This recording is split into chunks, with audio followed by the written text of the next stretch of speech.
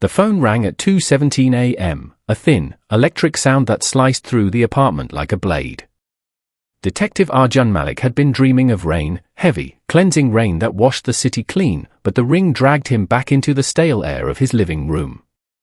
He lay still for a moment, staring at the ceiling fan turning lazily above him, counting the rotations the way he used to count breaths during interrogations. 3 turns. 4. 5. The phone rang again. Arjun swung his legs off the couch, bones creaking, and grabbed the phone before the 3rd ring. He didn't say hello. Cops rarely did at that hour. Detective Malik, a voice said, distorted and careful, as if it had practiced sounding calm. You don't know me. But I know you. And I know what you did 5 years ago. The fan stopped. Or maybe Arjun's heart did. 5 years ago wasn't a vague stretch of time, it was a date, a smell, a body on cold tiles.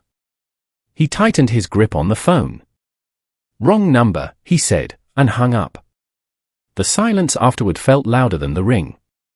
He stood there, phone in hand, staring at nothing. Wrong number was a lie he told suspects, not himself. He knew what year the voice meant. He also knew there were only 3 people in the city who could have known that secret. 2 were dead. And 1 had vanished. At 8 a.m., the city looked innocent again. Vendors shouted, buses coughed black smoke, and the police station smelled of burnt coffee and paperwork. Arjun sat at his desk pretending to read reports while the call replayed in his head. You don't know me. But I know you. His partner, Inspector Rhea Kapoor, dropped into the chair opposite him with a thud. You look like hell, she said. Bad night. Just couldn't sleep. Rhea raised an eyebrow. She'd worked with Arjun long enough to hear the lies between his words. We've got a body, she said. Warehouse district. Male. Mid-30s. Shot once in the chest. Arjun stood. Let's go. The warehouse smelled of oil and rot. The victim lay sprawled near a rusted loading dock, blood dark against concrete. Arjun crouched, eyes scanning automatically, entry wound, angle, residue. A clean kill. Rhea frowned. No wallet. No phone. Arjun noticed the small detail others might miss, the victim's right hand clenched around something invisible. He pried the fingers open gently. A SIM card fell into his palm. His phone buzzed. The message was from an unknown number, you're looking at the wrong body. Arjun slipped the SIM card into an evidence bag without a word. Rhea watched him. You okay? Yeah, he said too quickly.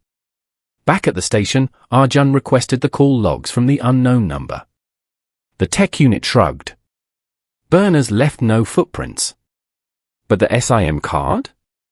That was something. He waited until the office quieted, then slid the card into an old phone he kept for emergencies. The screen flickered to life. 1 contact. Saved as, call ME. The phone rang immediately. Arjun answered. Who are you? A soft laugh. Still straight to the point. Some things never change. Say your name. You already know it, the voice said. Or you will. Let's talk about the night Inspector Farooq died. Arjun closed his eyes. 5 years ago, Inspector Farooq had been a hero. A decorated officer, a mentor, a man who knew where every body was buried, sometimes literally. The night he died, he and Arjun had been alone in an abandoned school, chasing a lead on a crime syndicate called the Crescent. The report said Farooq was shot by an unknown assailant. The truth was uglier. Farooq had taken bribes. He'd protected traffickers. And when Arjun confronted him, Farooq reached for his gun. Arjun pulled the trigger first. The voice on the phone breathed into the receiver. You thought you buried it. You thought the Crescent died with him. What do you want? Arjun asked. To finish the story, the voice said. Meet me tonight. Same school. Midnight. The line went dead. Arjun didn't tell Ria. He told himself it was to protect her, but the truth was simpler. This was his mess. The school loomed like a skeleton against the night sky. Broken windows stared like empty eyes. Arjun's footsteps echoed down the hallway.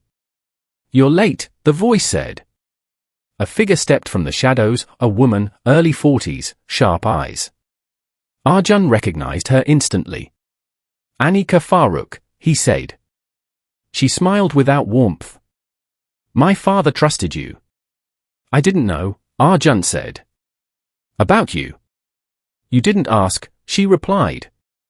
"And now people are dying again." She handed him a file. Names. Dates. Payments. The crescent wasn't dead. It had evolved.